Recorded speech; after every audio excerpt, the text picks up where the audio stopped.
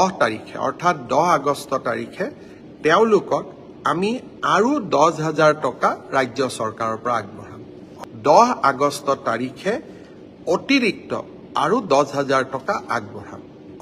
সেইটো বিষয়ে মই আপোনালোকক আকৌ উল্লেখ কৰিম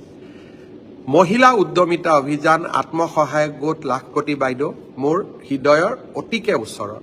বাইদেউসকলৰ বাবেও আমি মহিলা উদ্যমিতা অভিযানৰ বাইদেউসকলৰ বাবেও আৰু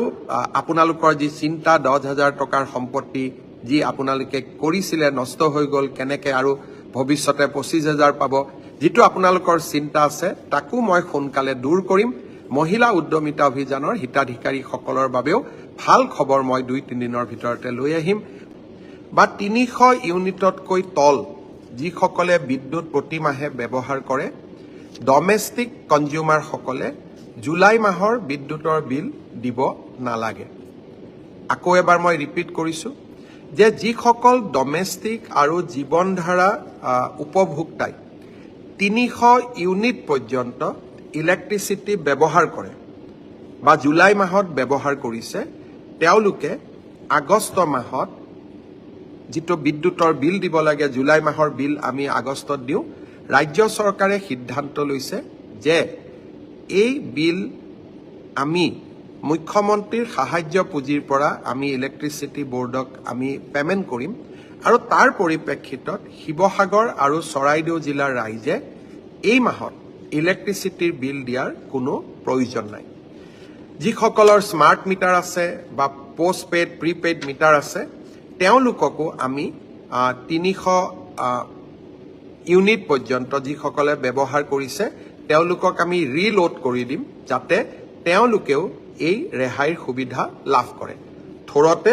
জুলাই মাহৰ বিদ্যুতৰ মাচুল আমাৰ শিৱসাগৰ আৰু চৰাইদেউ জিলাৰ ৰাইজে দিয়াৰ প্ৰয়োজন নহব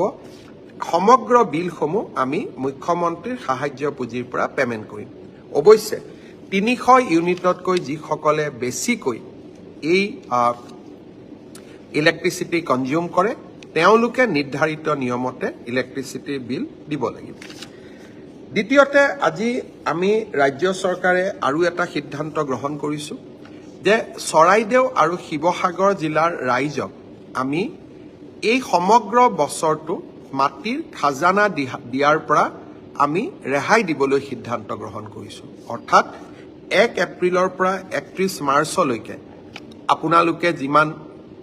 মাটিৰ খাজানা দিব লাগে এই বছৰ আপোনালোকে মাটিৰ খাজানা দিয়াৰ প্ৰয়োজন নাথাকিব মাটিৰ খাজানা দিয়াৰ পৰাও আমি শিৱসাগৰ আৰু চৰাইদেউ জিলাৰ ৰাইজক সম্পূৰ্ণভাৱে ৰেহাই দিবলৈ আমি সিদ্ধান্ত গ্ৰহণ কৰিছো শ্ৰদ্ধাৰ ৰাইজ আমি এককালীন 15,000 টকা 3, 4, 5 তাৰিখে প্ৰদান কৰিম ইয়াৰ পিছতো যিসকল লোক ঘৰলৈ উভতি যাব নোৱাৰিব বা তেওঁলোকক আৰু ধনৰ প্ৰয়োজন হ'ব অহা মাহৰ 10 তাৰিখে অৰ্থাৎ 10 আগষ্ট তাৰিখে তেওঁলোকক আমি আৰু 10,000 টকা ৰাজ্য চৰকাৰৰ পৰা আগবঢ়াম অৰ্থাৎ 3, 4, 5 তাৰিখে 15,000 টকা আমাৰ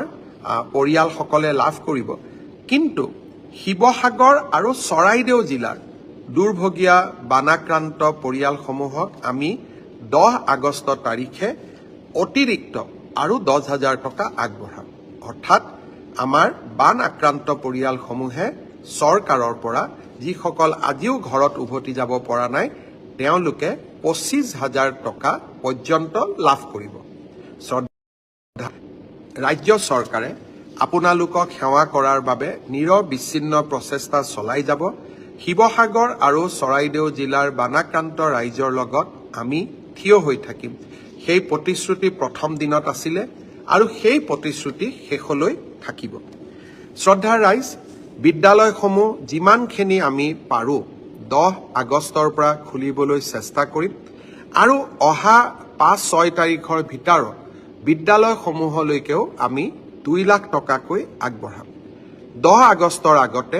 নামঘৰসমূহলৈকেও আমি 1.5 লাখ টকাকৈ আগবঢ়াম আজি আমি আৰু এটা সিদ্ধান্ত লৈছো যে অংগনবাদী কেন্দ্ৰসমূহ যথেষ্ট বেয়া হৈ গৈছে অংগনবাদী কেন্দ্ৰসমূহলৈও আমি 2 লাখৰ পৰা 2.5 লাখ টকা অংগনবাদী কেন্দ্ৰ ৰিপেয়াৰিং কৰাৰ কাৰণে তাত যিবিলাক আমাৰ সৰু ল'ৰাৰ খেলাৰ সা সঁজুলি আছিল তাক পুনৰ কিনিবৰ বাবে আমি অংগনবাদী কেন্দ্ৰসমূহলৈকেও আমি পুনৰ 2 লাখ আৰু বা 2,50,000 টকা যি ধৰণে যাৰ প্ৰয়োজন তেনেকে আমি আগবঢ়াবলৈ সিদ্ধান্ত গ্ৰহণ কৰিছো। এতিয়া মই আজিৰ আটাইতকৈ প্ৰয়োজনীয় যেটো কথা যাৰ কাৰণে মই ফেচবুক লাইভলৈকে আহিছো সেই বিষয়ে ঘোষণা কৰিব খুজিছো। আজি মই যেহেতু অহা কালি পৰহি মই উজনি অসমত থাকিম 5 তাৰিখলৈকে নৰখি মই আজিয়েই আমাৰ ৰাজ্যৰ বীমা কোম্পানীসমূহক মোৰ কাৰ্যালয়লৈ নিমন্ত্ৰণ কৰিছিলো। আপোনালোকে জানি ভাল পাব কেন্দ্ৰীয় চৰকাৰে ইতিমধ্যে বীমা কোম্পানীসমূহক বীমাৰ ধন নিষ্পত্তি কৰিবলৈ বিশেষ নিৰ্দেশ প্ৰেৰণ কৰিছে। সেই নিৰ্দেশৰ পৰিপ্ৰেক্ষিতত আজি মোৰ কাৰ্যালয়ত মই ৰাজ্যৰ বিত্তমন্ত্ৰী আৰু ৰাজ্যৰ মুখ্য সচিব আমি সকলোৱে লগ হৈ 46টা বীমা কোম্পানীৰ অধ্যক্ষ পৰিচালন সঞ্চালক মুখ্য কাৰ্যবাহী বিষয়া আৰু জ্যেষ্ঠ প্ৰশাসনিক বিষয়াসমূহৰ লগত আমি কথা পাতিছিলো। ইয়াত জীৱন বীমাও আছে, স্বাস্থ্য বীমাও আছে, মটৰ বীমাও আছে, সম্পত্তি বীমাও আছে, ব্যৱসায়িক আৰু বাণিজ্যিক বীমাৰ সৈতে জড়িত প্ৰতিষ্ঠানসমূহো আছে। এতিয়া আমি কি সিদ্ধান্ত গ্ৰহণ কৰিলো বীমাৰ আঁচনিসমূহ যাতে বা বীমাৰ ক্লেইমসমূহ ইনস্যুৰেন্স ক্লেইমসমূহ যাতে তৎকালীনভাৱে নিষ্পত্তি কৰিব পাৰে সেইবাবে সকলো বীমা কোম্পানীয়ে একোগৰাকী নোডেল বিষয়া আৰু জিলা বিষয়া শিৱসাগৰ চৰাইদেউ যোৰহাট আৰু গোলাঘাট জিলাত নিযুক্তি কৰিব। সপ্তাহৰ 7 দিন আৰু 24 ঘণ্টা সক্ৰিয় হেল্পলাইনৰ তেওঁলোকে ব্যৱস্থা কৰিব। তেওঁলোকে বিশেষ হেল্প ডেস্ক স্থাপন কৰিব আৰু অগ্ৰাধিকাৰ ভিত্তিত শিৱসাগৰ চৰাইদেউ যোৰহাট গোলাঘাট জিলাৰ ৰাইজৰ বান আক্ৰান্ত ৰাজ্যৰ বীমাসমূহ নিষ্পত্তি কৰিবৰ বাবে তেওঁলোকে প্ৰচেষ্টা কৰিব আৰু য'ত প্ৰয়োজন হয় ফাইনেল ক্লেইম নোহোৱালৈকে ফাইনেল ক্লেইমৰ সিদ্ধান্ত নোহোৱালৈকে অন্তৰ্বৰ্তীকালীন ইণ্টাৰিম ক্লেইম তেওঁলোকে আমাৰ ৰাইজৰ বাবে মঞ্জুৰি কৰিব। আৰু আমি কৈছিলো যে এই সময়ত ৰাইজে নথিপত্ৰ জমা দিয়াৰ ক্ষেত্ৰত বহুত অসুবিধা পৰিব। বীমা কোম্পানীসকলে মোক প্ৰতিশ্ৰুতি দিছে যে যিমান সম্ভৱ ন্যূনতম নথিপত্ৰৰ ওপৰত বীমাৰ দাবী নিষ্পত্তি কৰাৰ বাবে তেওঁলোকে প্ৰচেষ্টা কৰিব। ইয়াৰ উপৰিও আজি তেওঁলোকে মোক স্পষ্টভাৱে জনাইছে যে তেওঁলোকে এখন সিম্পল ফৰ্ম ব্যৱহাৰ কৰিব, প্ৰয়োজন হলে ভিডিঅ'ৰ যোগেদি তেওঁলোকে জৰীপ কৰিব আৰু মটৰ গৃহ দোকানদাৰ বাণিজ্যিক সম্পত্তি পশুধন আৰু ব্যক্তিগত দুৰ্ঘটনা বীমাৰ দাবীসমূহ অগ্ৰাধিকাৰ ভিত্তিত নিষ্পত্তি কৰিব। সম্পত্তি আৰু বাণিজ্যিক দাবীৰ ক্ষেত্ৰত নথিপত্ৰ নষ্ট হলে পলিচিৰ চৰ্ত অনুসৰি পূৰ্বৰ ষ্টক বেংকৰ নথি অথবা সেলফ ডিক্লেৰেশ্যনৰ ওপৰতো ইন্স্যুৰেন্স ক্লেইম কৰাৰ তেওঁলোকে সুবিধা দিব। আমাৰ বান আক্ৰান্ত যিসকল মৃত্যু হৈছে তেওঁলোকৰ বাবে ডেথ চাৰ্টিফিকেট আদিৰ বাবে অপেক্ষা নকৰি চৰকাৰে দিয়া লিষ্টৰ ওপৰতে ডেথ ক্লেইমসমূহ নিষ্পত্তি কৰি দিয়াৰ বাবেও তেওঁলোকে সিদ্ধান্ত লৈছে। গৃহ বীমাৰ ক্ষেত্ৰত সৰু ক্ষতিৰ দাবীসমূহ ফটো ভিডিঅ' পৰিদৰ্শন আৰু সেলফ ডিক্লেৰেশ্যনৰ ওপৰতো দ্ৰুত নিষ্পত্তি কৰিবলৈ সিদ্ধান্ত গ্ৰহণ কৰিছে। ইয়াৰ উপৰিও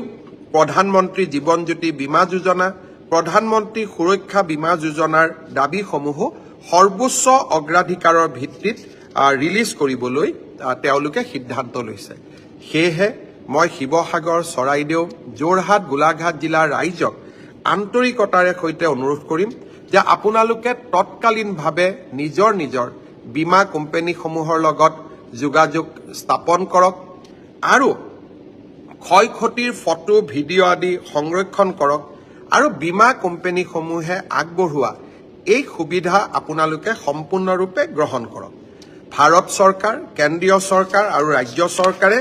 বীমা কোম্পানীসমূহৰ লগত নিৰবিচ্ছিন্ন সম্পৰ্ক ৰক্ষা কৰি চলিব যাতে আমি বীমাৰ সম্পূৰ্ণ সুবিধা আপোনালোকক দিব পাৰোঁ আৰু মই ব্যক্তিগতভাৱেও এই ক্ষেত্ৰত নিৰীক্ষণ কৰি থাকিম যাতে আমি ৰাইজক সৰ্বাধিক সুবিধা দিব পাৰোঁ।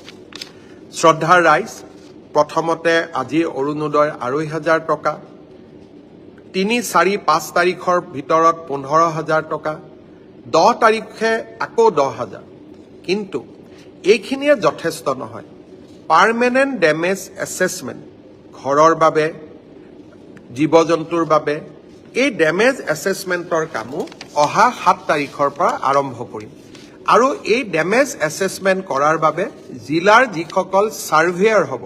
তেওঁলোকক প্ৰশিক্ষণ দিয়াৰ পৰ্বও খুব সোনকালে আমাৰ জিলা আয়ুক্তসকলে আৰম্ভ কৰিব। শ্ৰদ্ধাৰ ৰাইজ, আপোনালোকৰ বিপদৰ সময়ত অসম চৰকাৰ আৰু ভাৰত চৰকাৰ আপোনালোকৰ লগত দৃঢ়তাৰে সৈতে থিয় দি থাকিব। মই পুনৰ এবাৰ আপোনালোকৰ এই দুৰ্ভাগ্যজনক পৰিস্থিতিক সন্মুখীন হ'বলৈ পৰম পিতাই আপোনালোকক শক্তি প্ৰদান কৰক, তাৰ বাবে মই পৰম পিতাৰ ওচৰত আকৌ এবাৰ প্ৰাৰ্থনা জনাইছোঁ। থোৰতে মই আজি কৰা ঘোষণাবিলাক আকৌ এবাৰ কুইকলি আপোনালোকক ক'ব খুজিছোঁ। জুলাই মাহৰ ইলেক্ট্ৰিচিটি বিল আপোনালোকে দিব নালাগে, ৰাজ্য চৰকাৰে এই বিল প্ৰদান কৰিব। খালি এই সুবিধা ৩০০ ইউনিটত